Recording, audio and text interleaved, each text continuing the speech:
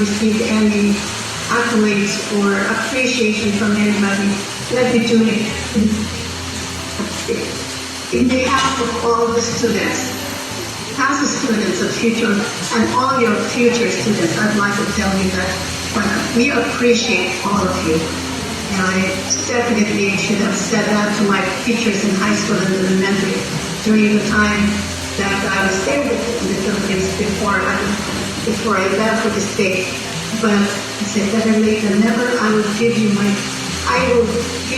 thanks to you for them. I'll give my thanks to you. As you represent my teachers in elementary and high school. Yeah. No, in elementary, I remember my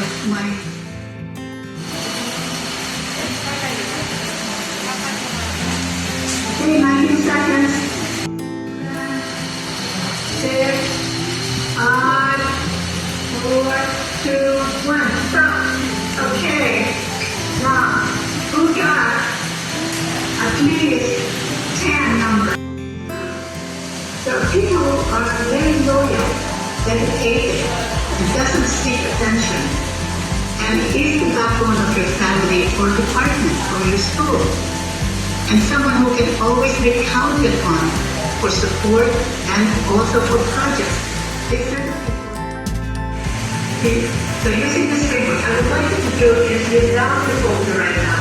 Go ahead and make a square, like a fourth quarter. Put a G on one sphere, I on one sphere, the center, F on the bottom, and P on the left side. So I'm going to do it now. You need it. You got shoes, flowers. Oh my God! All right. Okay. Well, is that? For those who are not standing, okay? Or for those who did not stand, or for those not standing, know that this people is I.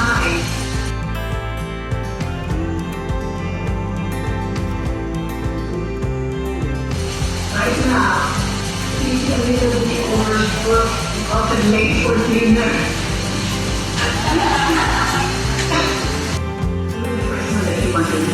Because you want to have fun. So, thank you so much. Isang cruise ship. Yan.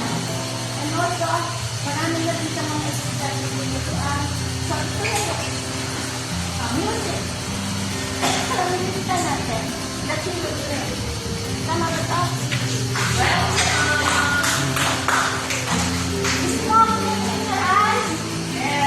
Smoke it, smoke.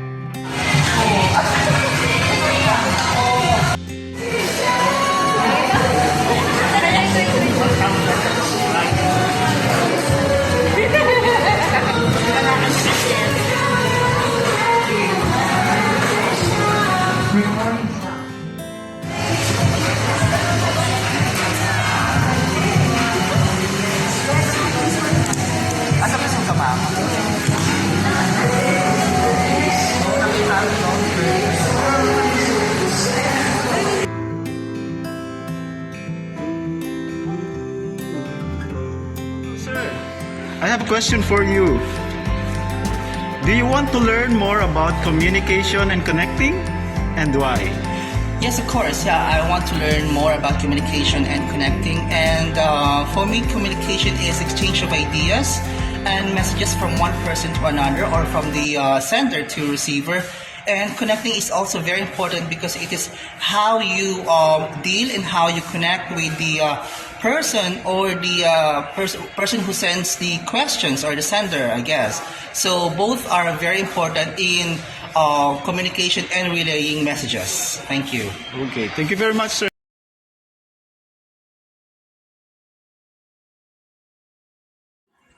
Question number 6. Hello, ma'am. Miss Lorraine. This is a question for you. What was the main thing you learned from this webinar?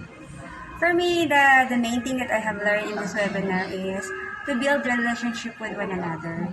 And when it comes to relationship, you have to be yourself, because it says in the webinar that being yourself is the best. And it's also, people can know you by being who you are. And you don't have to be like other people. You have to be yourself, and to show them who you really is, and what are the things that you want them to learn from you also. And at the same time, you cannot give what you have. So you have to be yourself and respectful, and also deal with other people is also the thing that you have to deal.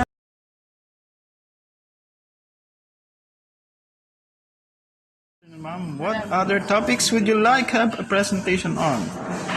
Good afternoon, sir. All of the topics that have been mentioned of our guest speaker, Ma'am Virginia Reyes Carion, are very much essential. But the most interesting topic for me is the DISC method by a psychologist, John Maxwell, wherein the D is the dominant, then the I is the influence, then the C is compliant, and the S is for the speedy.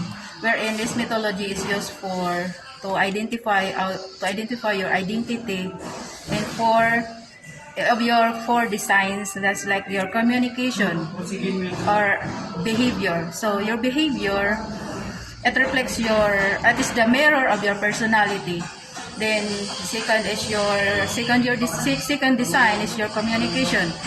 It reflects your personality also, because it is reflects on how you interact with other people. Then the third is your strength style. People have different intelligence. It includes your intelligence of linguistic, smart in numbers, your kinesthetic, music, naturalistic, the interpersonal, and intrapersonal. We have different intelligences.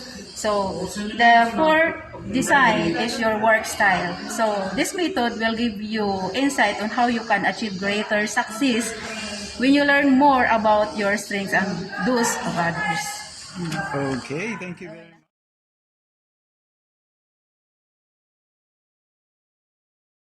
I have a question for you. What is the benefit of what you have learned to you, your co-teachers, and students? The benefits, what I have learned, I understand more the behavior of every person, so you can apply it to myself, to my co-teachers, and especially to students. So you have more patience on them and understanding their beliefs and attitudes. That's it. Okay, thank you very much, ma'am.